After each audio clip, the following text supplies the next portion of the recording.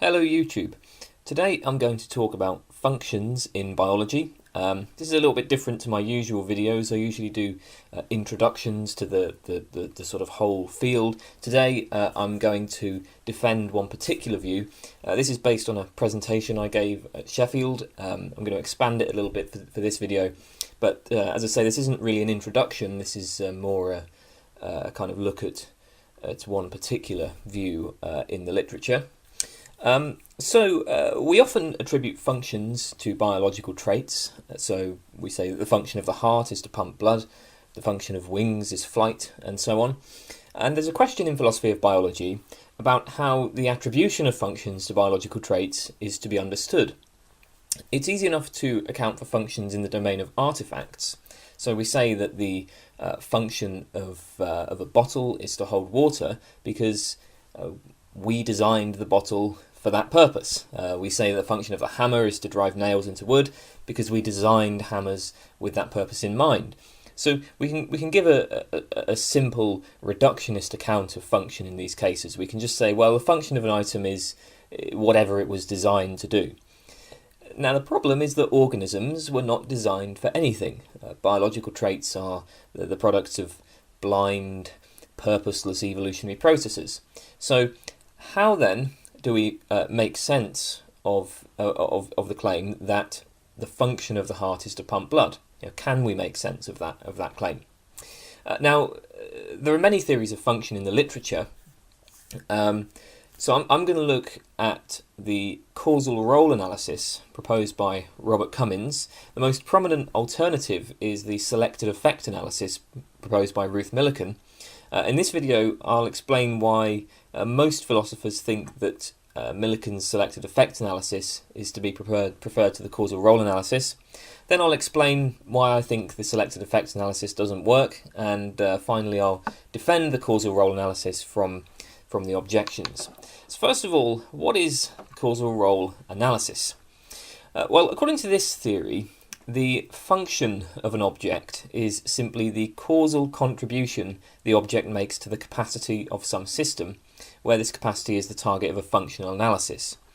And a functional analysis, essentially, simply involves trying to understand the system by breaking it down into simpler components which are assigned specific roles.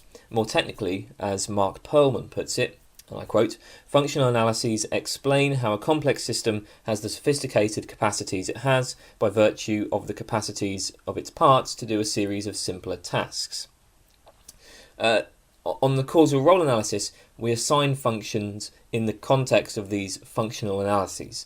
So complex systems that are built out of the interaction of simpler parts, those are the kinds of systems that contain functions.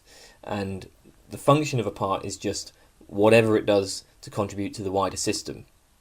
That's all a bit abstract, but the idea is quite simple, and I think that a concrete example might help to make this clear. So suppose we're interested in the question of how the circulatory system delivers oxygenated blood to various areas of the body. The circulatory system is a fairly complex and sophisticated system, but we can understand it by breaking it down, as in this diagram here. We have the different parts. We've got like the lungs on these sides, and we've got the heart in the centre, various veins and arteries. Now, it's immediately obvious that the circulatory system requires some means of moving the blood. It requires something to push the blood along. And when we examine the parts of the system, we find that this is what the heart does, and it does this by pumping. Pumping blood is the role that the heart plays in the circulatory system. It's the causal contribution the heart makes to the capacity of this delivering blood to various areas of the body. So, on the causal role analysis, pumping blood is the function of the heart, right? Because that's the causal contribution that the heart makes to the capacity of the circulatory system to deliver oxygenated blood. Now, as an account of functional language in biology, this analysis faces a number of objections. And there are really three main objections that have been raised to this analysis.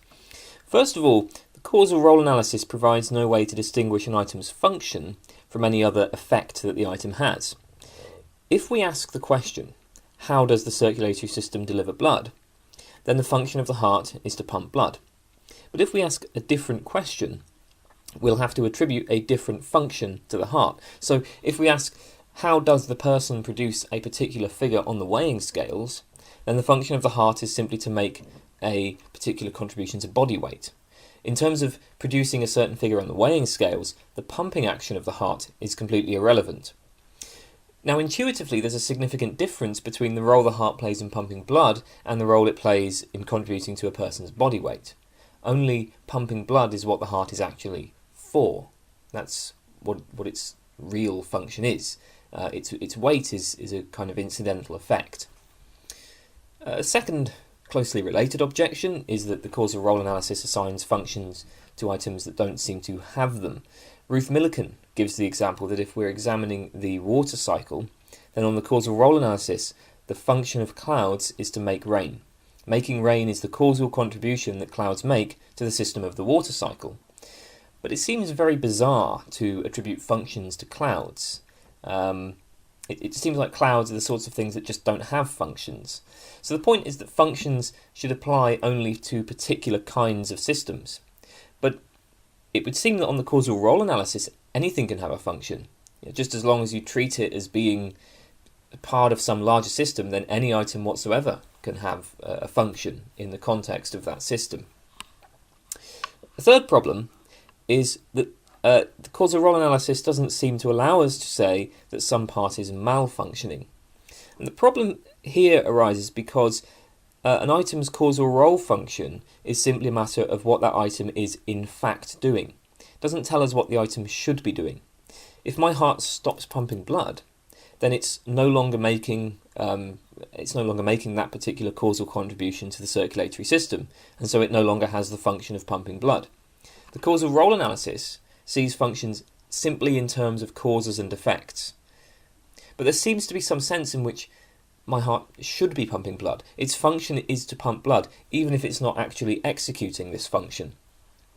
And this point seems to be important in certain areas of biology. So if you think about the explanation of disease, for example, disease seems to be intimately connected to malfunction.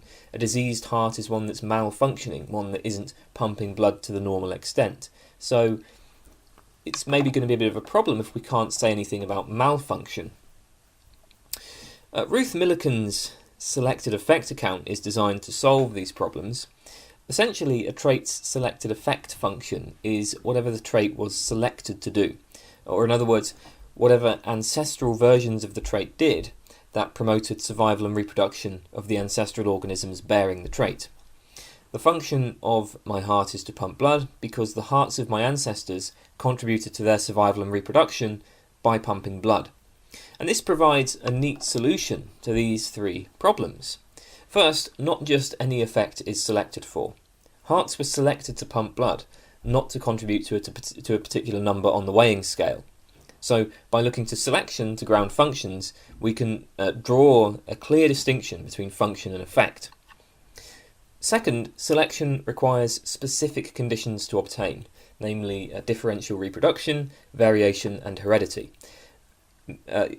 Many things in the world, including clouds, were not produced by selective processes in this sense, so they have no function on the selected effect account.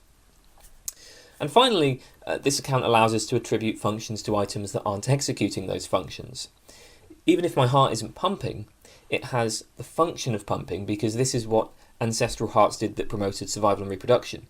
So all that matters to the function of my heart is what the ancestral hearts did. If my heart stops pumping blood, it still has that function, and we can say that it's malfunctioning because it's not executing that function. So this seems like a fairly neat theory. As I say, most philosophers, I think, would accept the selected effect account, or at least something like it. I don't think it works, and what I want to do is I'll explain an argument against the selected effect account that was given by Robert Cummins, and then I'll explain a similar argument that I've come up with. So, Cummins' argument.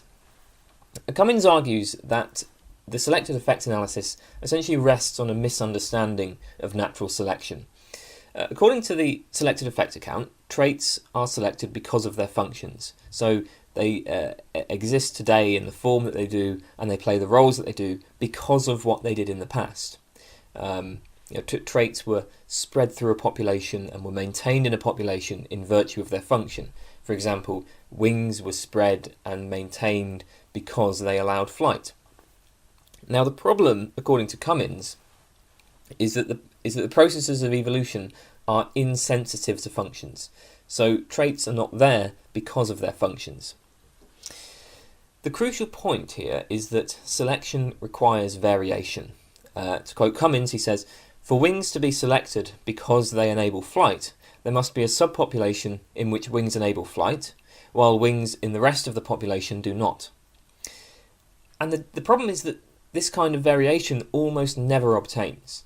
Selection did not select between birds that could fly and birds that couldn't fly. It selected between just birds with better and worse wings, and both the better wings and the worse wings had the function of flight. So there was no variation in function in the wings of ancestral bird populations, which means that wings couldn't have been selected for their function.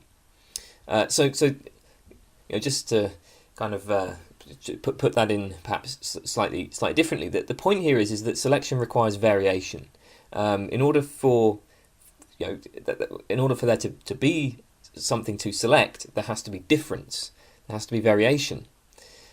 And what Cummins is suggesting here is that when you look at ancestral bird populations, there was no variation in function. Okay, what you had is some birds were better at flying than other birds, and the better flyers were selected. But both the better flyers and the worse flyers, their wings both had the function of flight. So although there was variation, that variation was not a variation in function. Right, the better wings and the worse wings both had the function of flight. So we can't say that wings were selected because they enabled flight. We can only say that certain kinds of wings were better than other kinds of wings. Now, an obvious objection to this argument is that, well, it's just false that birds with flight-enabling wings were never selected over those without flight-enabling wings. Some birds would have been born with serious mutations and thus would have been unable to fly. Now, I think this point is true, but I don't think it's a serious problem for Cummins' argument. First of all, because a bird that's so seriously mutated that it's unable to fly would likely have had a host of other problems as well.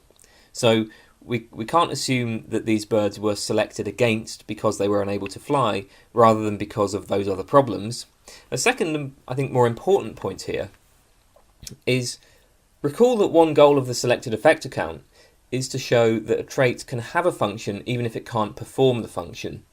So a seriously mutated bird may not have been able to fly, but on the selected effect account we must still attribute the function of flight to its wings. So even with birds that weren't able to fly, the variation required for the selection of the function didn't obtain. Both a wing that enabled flight and a seriously mutated wing that couldn't have been used to flight, both of those had the function of flight on the selected effect account. So even if you consider those rare cases of birds that were just completely unable to fly at all, they still had wings that had the function of flight. So there was no selection of function. So that's Cummins' argument. I think there is another closely related difficulty here, so that even if we can save the idea that traits are selected for their functions, the selected effect analysis still isn't out of the woods. Suppose it's true that wings were selected for flight. What was involved in this? Well, we know it can only have happened through incremental changes over a long period of time. Over millennia, small changes were made to pre-existing structures, call them proto-wings, and these proto-wings eventually became wings. The problem here is that just as selection streamlined proto-wings for flight, it must also have streamlined various other traits, such as body size for flight.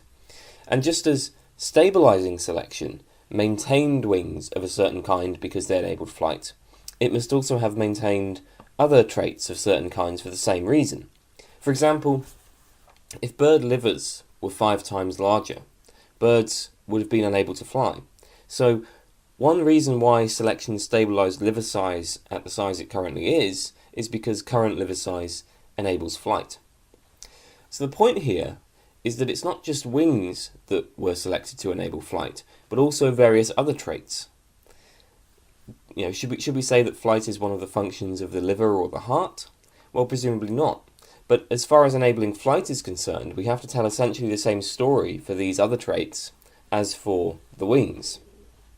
One way to see this is to bear in mind that of those birds that were unable to fly, many of them would have been unable to fly not because their wings were defective, but because of other problems. So maybe other body parts were mutated, or maybe they had heart failure, or maybe they had impaired brain development. All of these other things could have prevented them from flying. So this is a crux of the matter. Cummings suggests that selection is insensitive to functions. What I suggest is that even if selection is sensitive to functions, it's not sensitive to function in a way that allows us to tie functions to specific traits. In order to build an organism that can execute a function like flight, selection has to act on the whole organism, not just on one particular part. The entire bird was built for flight, not simply the wings. Just as the wings have to be carefully streamlined for flight, the same is true for various other traits of the body. So on the selected effects analysis, flight is a function not simply of the wings, but of the bird as a whole. Now, is this a problem? Well, remember that our interest here is in accounting for the way that functions are attributed to organisms by biologists. And generally what biologists want to say is that flight is a function of the wings, not the function of the liver or the heart or the eyes or the bird as a whole. So the selected effect analysis doesn't seem to be compatible with the way we talk about functions in biology. Now I should note that this is not to say that the selected effect analysis should be rejected across the board. So if Cummings' argument is right, then the selected effect analysis in general is just incoherent. I'm not going that far. All I'm saying is that the selected effect analysis isn't appropriate as an explication of functional language in biology, because it doesn't allow us to tie functions to specific traits. Those are two problems with the selected effect account. So earlier in the video I mentioned three main objections to the causal role analysis. Let's return to these. Now I think that all of these objections rest on what we might call an objectivist account of the ontology of function. So first of all, consider the problem of functions versus effects. Now notice that in a sense it's just false that the causal role analysis can't distinguish functions from effects. If I ask, how does the circulatory system deliver oxygenated blood to various parts of the body, then the function of the heart is to pump blood. The weight of the heart, the sound it makes while pumping, and so on, these are merely incidental effects. Now, of course, the problem here, for those who are critical of the causal role analysis, is that if we ask a different question, we might attribute a different function to the heart. If I ask how the individual produces a certain number on the weighing scale, the pumping action of the heart is not a function, but is an incidental effect. So the objection then is that on the causal role analysis, we can't say that some functions are objective, that some functions count as the real functions, while other functions are merely attributed by us. Pumping blood is the real objective function of the heart. The sound it makes while doing so is incidental. Now, in response to this, I would suggest that we simply drop objectivism about functions. We should adopt a conventionalist or relativist account of functions. There are no objective functions. The function of x is relative to the questions we ask about x. And I'll say a little bit more about this shortly. For now, just bear in mind that if we do reject objectivism about functions, then the fact that the causal role analysis makes no room for an objective distinction between function and effect is a virtue of the theory. It's not a defect. The problem of functionless items also disappears when we drop objectivism about functions. Functionless items are simply those things to which we have no reason to apply a functional analysis. The distinction between items that have functions and those that don't is, again, purely conventional. What about malfunction?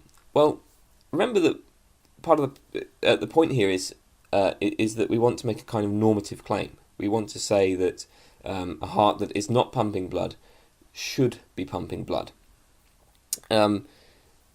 Now, again, if we're not objectivists about function, then there's just no reason to think that functions are normative. There's no more reason to say that hearts should be pumping blood than that they should have a particular weight or that they should make a thumping noise. So those three problems for the causal role analysis, if you adopt a conventionalist account of function, these problems just evaporate.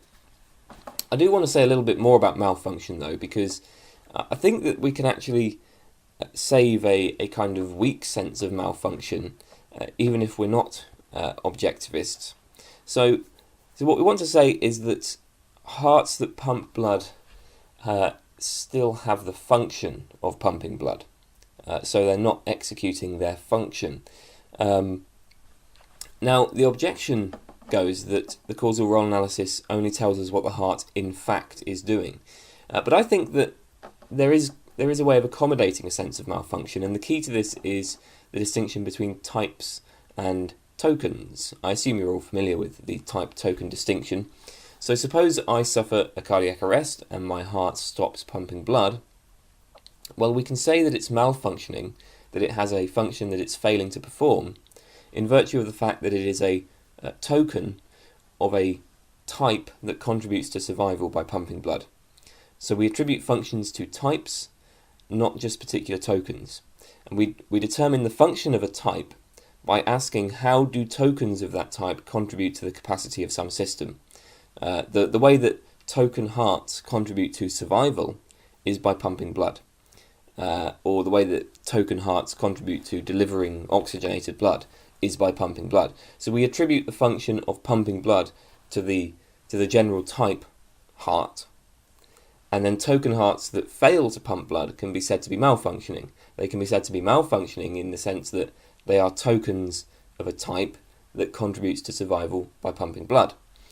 I hope that's clear. But again, I mean that's a very weak sense of malfunction. That's not a normative claim. To say that the type heart has the function of pumping blood, but that a token heart is failing to pump blood, that doesn't entail that the token heart should be pumping blood. So this is there's still a sense of malfunction here, but not quite as strong, I think, as some people want. But as I say, if we adopt a conventionalist or relativist account of functions, then these three difficulties, I think, disappear. So, is conventionalism about functions acceptable? Well, I mean, the first question here is that if there are no objective functions, why exactly does the objectivist view seem so compelling? I mean, there certainly seems to be a substantial difference between hearts functioning to pump blood and their functioning to produce a certain number on the weighing scale. Now, I suspect that the reason for this intuition is the pull of what's known as the artifact model in biology. And this is just to say that we treat organisms as if they were artifacts. We treat them as if they were products of intentional design. As we noted at the beginning, objects that were designed exhibit genuine teleology. Their existence can be explained only by appealing to a particular purpose or goal. Hammers exist because we have a need to drive nails into wood. We find it almost irresistible to think of organisms as designed, so we find it almost irresistible to attribute purposes to their parts. And then that allows us to say that they have functions. Purposes and teleology is a kind of different sense of function. It's a more robust idea of function, or at least, one plausible way of talking about functions is just to reduce them to purposes. just to say that the function of something is, whatever its purpose is, whatever it was designed to do. So we find it irresistible to think of organisms as designed, and we therefore find it irresistible to think of them as having purposes. But of course this should be resisted, because we know that organisms were not designed. And that perhaps will mean that the objectivist view of functions exerts a less powerful grip. But let's consider some objections to this idea of conventionalism about function. First, an objection raised by Peter McLaughlin is that if any effect can be a function, why not just drop the notion of function altogether and simply speak of effects? Why bother maintaining this idea of function? What's the point? Well, I think the answer to this is quite simple. There may be no objective difference between functions and effects, or between function items with functions and items without functions, and so on. But there is an important pragmatic difference. A concept doesn't have to pick out an objective feature of the world in order for it to be useful. There's no objective distinction between tasks that are easy and tasks that are hard. Clearly the difficulty of a task is relative to one's abilities. Something that I find hard, you might find easy. But even so, it's perfectly sensible to talk about easy tasks and hard tasks. Similarly, there are no objective functions, but there are contexts where functional analyses are more or less useful. Robert Cummins suggests that many functional analyses will simply be trivial, so there's no point bothering with them. A functional analysis is useful when specific conditions obtain. So first, where the analysed capacity is complex, where the component capacities that realise the analysed capacity are simpler, less sophisticated, and where these component capacities are organised in complex ways. We saw that this is the case for if we look at the circulatory system and ask how it delivers blood. Delivering blood to the body is quite a sophisticated capacity. It's quite a complex system, and the component capacities that realise it are simpler and have specific roles. Now we could, if we wanted, apply functional analysis to how the mammalian circulatory system produces its characteristic circulatory noise. And then this will lead us to conclude that the function of the heart is to make a certain kind of throbbing noise. But this analysis is completely pointless. It's pointless because the capacity to be analysed, circulatory noise, is barely, if at all, more sophisticated than the component capacity, throbbing noise. And nor does throbbing noise contribute to circulatory noise by being organised in any especially complex ways with other noises. So it's just a waste of time applying functional analysis to that question, to that system.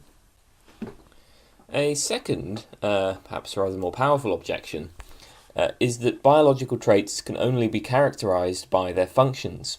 This point has been raised by Karen Neander, who says, and I quote, "Most biological categories are only definable in functional terms. Heart cannot be defined except by reference to the function of hearts, because no description purely in terms of morphological criteria could demarcate hearts from non-hearts. Consider a turtle heart and a human heart. In terms of their structure and muscle material and so on, they might have very little in common.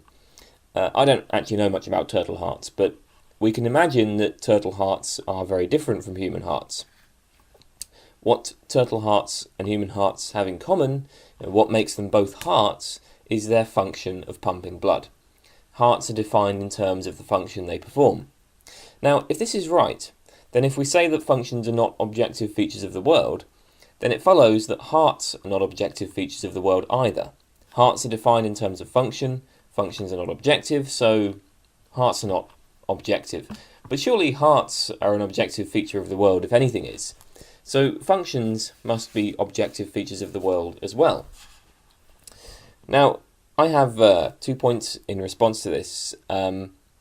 Firstly, I think that Neander's claim is straightforwardly false. I think we can characterise hearts and other biological traits in non-functional terms, maybe in morphological terms or whatever. We don't have to define them in terms of their functions. Ron Amundsen and George Lauder point out that that this is actually quite important for the distinction between homologous and analogous traits. We say that a trait shared by two or more species is homologous if it was inherited from a common ancestor of those species, and analogous if it evolved independently in each species. Here's an example of the thumb. The human thumb and the gorilla thumb are homologous because that trait evolved in a common ancestor of the human and the gorilla. On the other hand, the human thumb and the panda thumb are analogous because they evolved independently. Now, importantly, homologous traits can always be assigned different functions. A famous example is the vertebrate forelimb, the humerus, ulna, radial, carpal, and so on, all those bones in the forelimbs of vertebrates. They all derive from an early amphibian. In some vertebrates they're adapted for flying, in some they're adapted for swimming, in some they're adapted for digging, in some climbing, and so on. There's always an empirical question about whether the functions of homologous traits differ, whether there's been modification in the role of the trait. So those traits aren't defined functionally, but we can always ask of any shared trait whether it's homologous. A second point is that if Neander's claim is true, it undermines the selected effect account as well, which is the account that Neander herself defends. On the selected effect account, the function of a trait is determined by that trait's selective history. But identifying the selective history of a trait first requires independently specifying what that trait is. We say that the function of the heart is to pump blood, and according to the selected effect account, we know this because we know, or at least we think we know, the history of hearts. But in order to determine that history, we first had to have some idea of what a heart is and what it does. So, if the function of a trait is given by its history, then any biological trait definable only in functional terms becomes opaque to empirical study. So I would suggest that we don't really need objective functions. I think that objective functions are things that working scientists don't appear to care about anyway. Different fields of biology ask different kinds of questions, and so they specify different kinds of functions. Philip Kitcher notes that there are two fundamentally different kinds of questions in biology. There are structural questions, which ask questions about how traits work and how they develop in ontogeny, which is the kind of life of the organism, the development of a particular organism. And then there are historical questions, which concern the evolutionary history of traits. Now, there's no particular reason why investigators who ask structural questions should care about selective history. Explaining why a trait evolved doesn't necessarily tell us anything about how it currently works. Now, of course, there is a lot of connection between these two questions, but if you want to know how a trait currently works, you just look at that trait and you look at the organism and so on. You don't have to really care about the history, at least in principle. Now, just as we do not suppose that structural questions reveal the objective function of the trait, I don't think there's anything to be gained by insisting that historical questions reveal objective functions either. So, just to draw some conclusions then. Firstly, whatever the apparent virtues of the selected effect analysis, I think it fails because it rests on a misunderstanding of natural selection. Natural selection is not going to allow us to tie functions to particular traits in the way that we would want to do, or at least in the way that biologists speak about functions. Second, the main objections to the causal role analysis actually are just no objections at all if we reject objectivism about functions. So if we adopt a kind of conventionalist account of functions. And finally, objectivism about functions can be rejected. So there's a little defence of causal role functions. That's all for today. Thanks for watching.